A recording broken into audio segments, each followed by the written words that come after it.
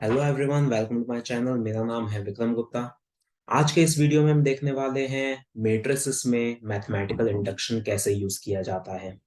इस वीडियो पे जाने से पहले आपको इस चैप्टर के कॉन्सेप्ट्स पता होने चाहिए। अगर वो वीडियोस आपने अभी तक नहीं देखे हैं तो उन सारे वीडियोस की प्लेलिस्ट का लिंक नीचे डिस्क्रिप्शन में आपको मिल जाएगा, वहां से आप एक्सेस कर सकते हैं। तो पहले वो वीडियोस देख लें, उसके बाद इस पर आए। अगर आपने चैनल को सब्सक्राइब नहीं किया है अभी तक तो प्लीज पहले सब्सक्राइब कर लें। तो चलिए स्टार्ट करते हैं।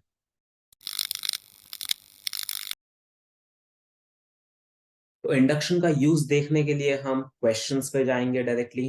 तो हम एनसीईआरटी का मिसलेनियस एग्जांपल ले रहे हैं। Example number 26। एग्जांपल नंबर 26 में हमें एक मैट्रिक्स दिया गया है, ए मैट्रिक्स। ये मैट्रिक्स हमें दिया है cos theta sine theta minus sine theta cos theta. ये ए मैट्रिक्स है और हमें प्रूफ करना है A to the power n equals to cos n theta sine n theta minus sine n theta and cos n theta. ये हमें prove करना है। तो इंडक्शन के क्वेश्चंस हमने लास्ट ईयर 11th क्लास में एक चैप्टर था प्रिंसिपल ऑफ मैथमेटिकल इंडक्शन, उसमें हमने इंडक्शन का यूज किया है। लेकिन मैट्रिसेस में कैसे यूज करते हैं अब हम वो देखेंगे। मेथड वैसा ही रहेगा जो आपने सीखा है 11th क्लास में, लेकिन तब हमने मैट्रिक्स में यूज नहीं देखा था। अब हम सेम मेथड को मैट्रिसेस में अप्लाई करना सीखेंगे। तो देखें, इंडक्शन में हम ऐसा करते हैं, सबसे पहले हम तीन केस बनाते हैं। केस वन में हम लेते हैं n equals to one. For n equals to one मतलब ये जो हमें इक्वेशन प्रूव करनी है इसमें हम n की वैल्यू वन रख के देखेंगे दोनों तरफ, LHS RHS दोनों में। तो हम LHS में अगर n की वैल्यू वन रखते हैं तो ये आ जाता है a। तो LHS में आ रहा है a। और अगर हम RHS में n की वैल्यू वन रखते हैं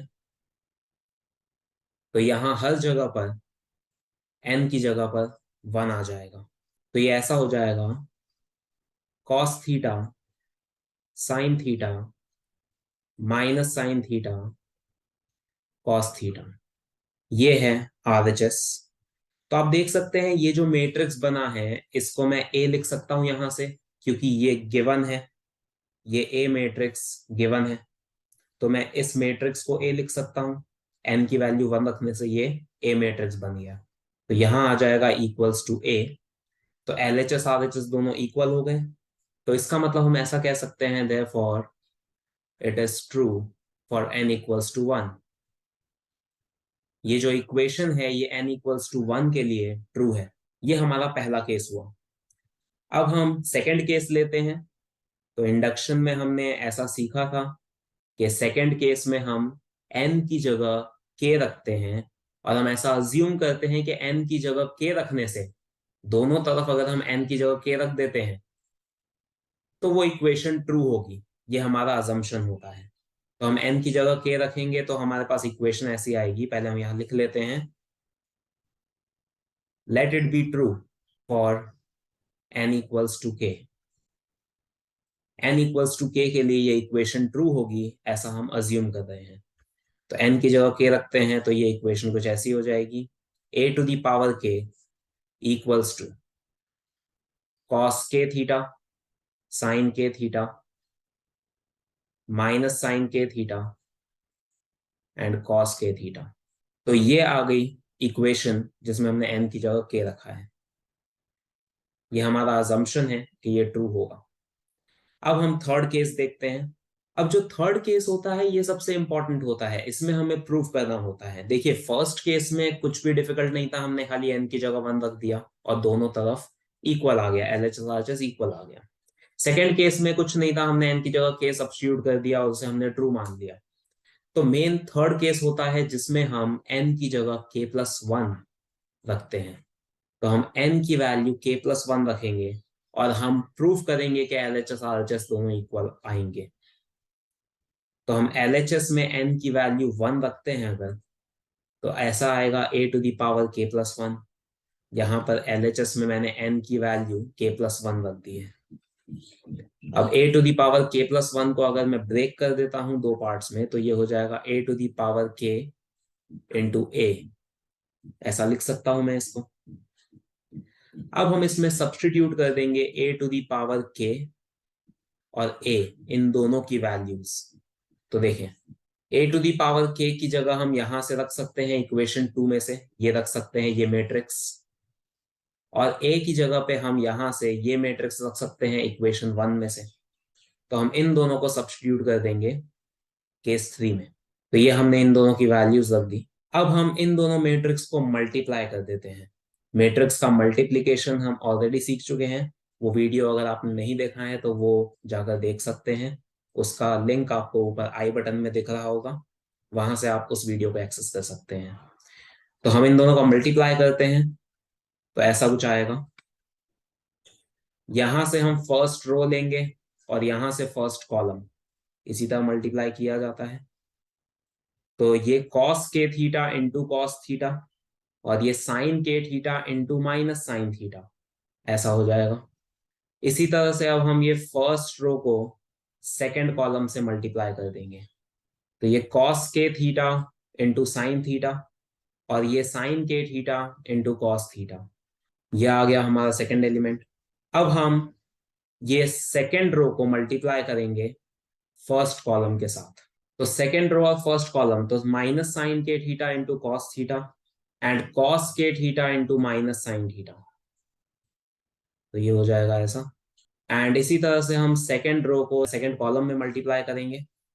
तो minus sine k theta into sine theta and cos k theta into cos theta. अब हम ये दोनों एलिमेंट्स को सेम लिख रहे हैं एक बार, cos k theta cos theta minus sine k theta sine theta. Second element भी सेम लिखते हैं, cos k theta sine theta plus sine k theta cos theta. अब मैं इस एलिमेंट में से ये जो माइनस है वो माइनस साइन कॉमन निकाल रहा हूं दोनों टर्म्स में से। माइनस कॉमन आएगा तो अंदर ब्रैकेट में हम लिख सकते हैं sign k theta cos theta plus cos k theta sine theta.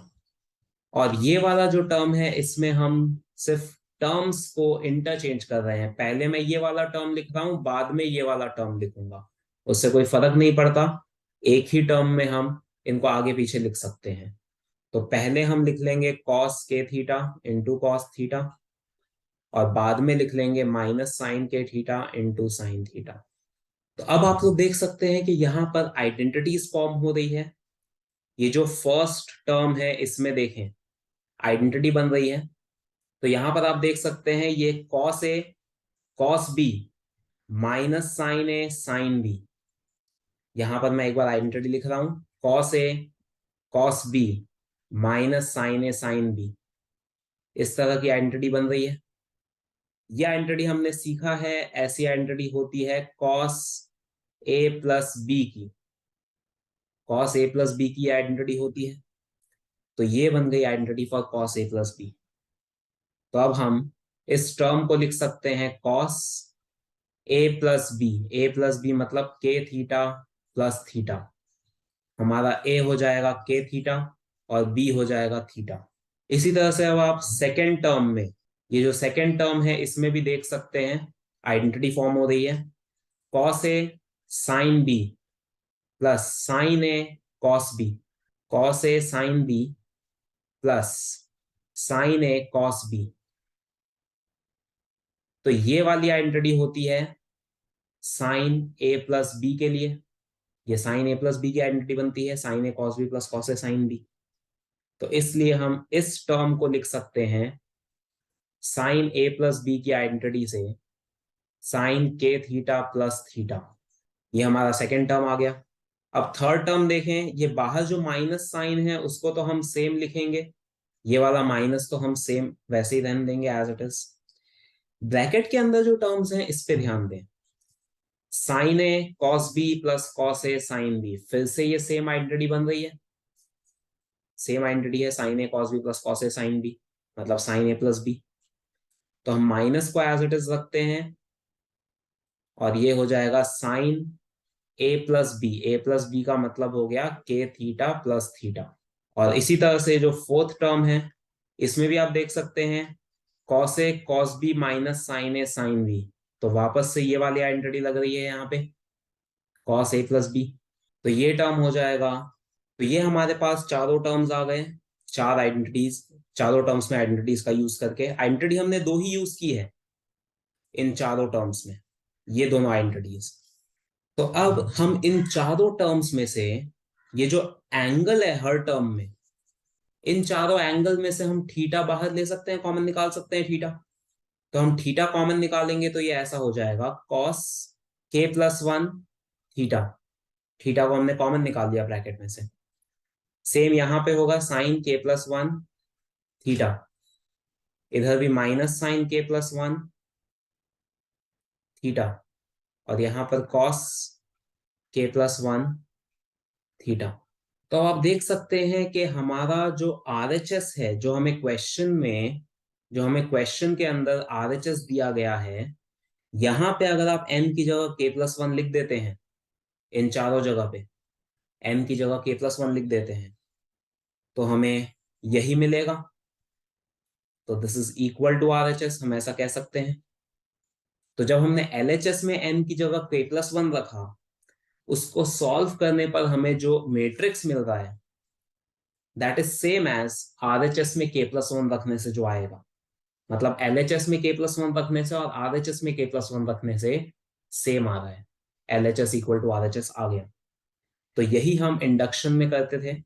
हम थर्ड केस में एलएचएस में के प्लस वन रखते थे एन की जगह, और वो सॉल्व करके हमें वही मिलना चाहिए जो आरएचएस में के प्लस वन रखने से आएगा। तो हम कह सकते हैं कि एलएचएस और आरएचएस इक्वल है। इसका मतलब it is true for n equals to k plus one. N equals to k plus one के लिए स्टेटमेंट ट्रू है। तो अगर ये वन के लिए ट्रू है, के के लिए हमने अज्यूम किया और के प्लस वन के लिए प्रूव कर दिया, तो इस पे से हम कह सकते हैं कि ये जो हमें इक्वेशन दे रखी है, ये इक्वेशन सारे नेचुरल नंबर्स के लिए ट्रू होगी। एन की जगह कोई भी नेचुरल नंबर होगा तो this will be true. Therefore it is true for all n belonging to n।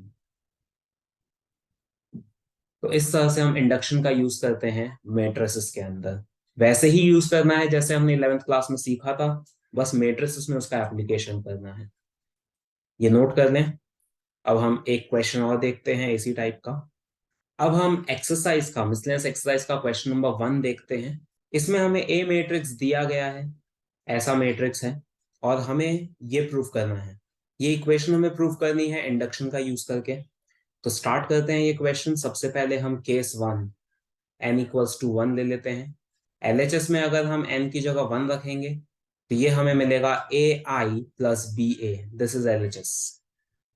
और अगर हम आरएचएस में n की जगह 1 रखते हैं तो ये ऐसा आएगा, a to the power 1 into आई।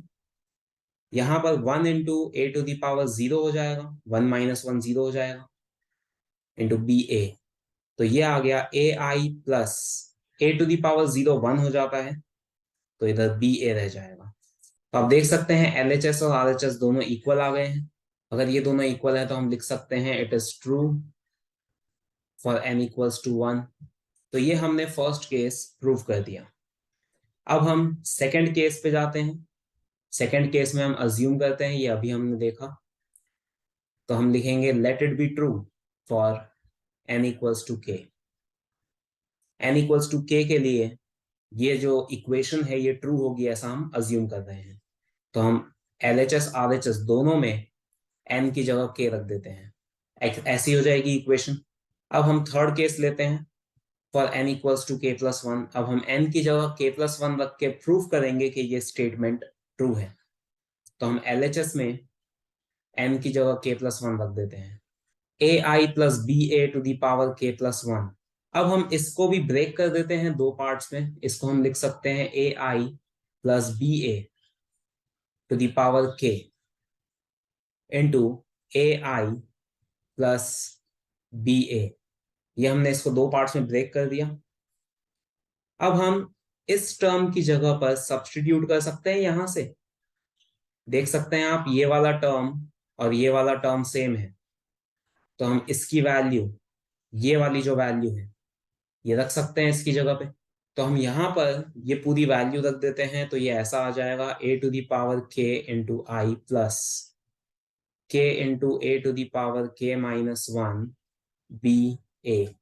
और ये सेकंड वाला ब्रैकेट हम सेम लिख लेते हैं, A I plus B A. ये हमने फर्स्ट इक्वेशन से सब्स्टिट्यूट किया है। अब हम इन दोनों ब्रैकेट्स को मल्टीप्लाई कर रहे हैं, नॉर्मली जैसे दो ब्रैकेट्स मल्टीप्लाई होते हैं। पहले ये वाला टर्म इससे मल्टीप्लाई होगा, ये हो जाएगा a⁴k into I into A I plus, अब ये वाला टर्म हम इससे मल्टीप्लाई कर लेते हैं, a⁴k इंटू आई इंटू बी ए प्लस, अब सेकेंड वाला टर्म इससे मल्टीप्लाई करते हैं, k into a⁴k-1 B A into A I plus, और अब सेकेंड टर्म को सेकेंड टर्म से मल्टीप्लाई करते हैं, ये दोनों टर्म्स को, तो a⁴k-1 इंटू बी ए इंटू बी ए, तो ये चार टर्म्स आ जाएंगे। अब यहाँ पर a⁴k इंटू ए, ये बन जाएगा a⁴k+1, और i इंटू आई हो जाएगा i² प्लस, यहाँ पर a⁴k और b इसको हम सेम लिख लेते हैं, और ये i इंटू ए बन जाएगा a। यहाँ पर k सेम रहेगा, a⁴k-1 इंटू ए, ये बन जाएगा a⁴k, b को हम सेम लिखते हैं, और ये a इंटू आई बन जाएगा a।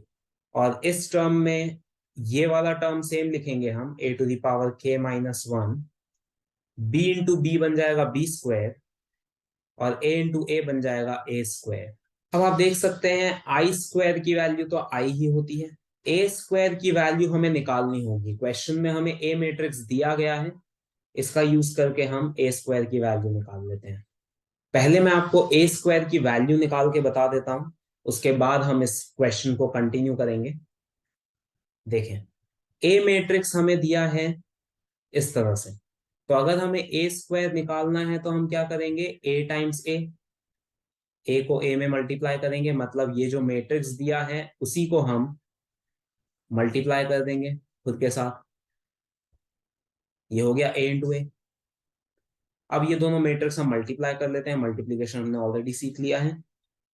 तो ये फर्स्ट रो और फर्स्ट कॉलम मल्टीप्लाई होगा, 0 इंटू 0 प्लस 1 इंटू 0, 0 आएगा। फिर first row second column multiply होगा, तो ये 0 इंटू 1 और ये 1 इंटू 0, तो ये 0 आएगा। अब सेकेंड रो और फर्स्ट कॉलम मल्टीप्लाई होगा, ये सेकेंड रो और ये फर्स्ट कॉलम, तो 0 इंटू 0 प्लस 0 इंटू 0, 0 आएगा। और सेकेंड रो और सेकेंड कॉलम मल्टीप्लाई होगा, 0 इंटू 1 प्लस 0 इंटू 0, तो ये भी 0 आएगा। तो आप देख सकते हैं कि हमारे पास a² की वैल्यू आ गई है नल मैट्रिक्स, सारे एलिमेंट 0 है, मतलब ये हो गया नल मैट्रिक्स। अब हम ये वैल्यू जो आई है इसे हम सब्स्टिट्यूट कर देंगे इस इक्वेशन में, ये जो हमने यहां तक सॉल्व किया था इसी को हम फर्दर कंटिन्यू करेंगे। तो देखें, ये फर्स्ट टर्म में i² की जगह हम i लिख लेते हैं, तो ये फर्स्ट टर्म हो जाएगा a⁴k+1 इंटू आई प्लस, ये जो सेकेंड और थर्ड टर्म है इन दोनों में से ये टर्म्स कॉमन आ सकते हैं, a⁴k into b into capital A, ये पूरा कॉमन आ सकता है। तो अगर हम इतने पार्ट को कॉमन निकाल लेते हैं तो देखें हमारे पास क्या बचेगा, यहां पर तो 1 बचेगा, यहां कोई और टर्म है ही नहीं, और इधर k बचेगा, तो ब्रैकेट में आ जाएगा हमारे पास 1 प्लस k। और ये जो लास्ट टर्म है इसमें a² की जगह हम नल मैट्रिक्स लिखेंगे, तो ये पूरा टर्म 0 हो जाएगा। नल मैट्रिक्स में कोई भी कांस्टेंट मल्टीप्लाई करेंगे तो वो नल मैट्रिक्स ही रह जाता है।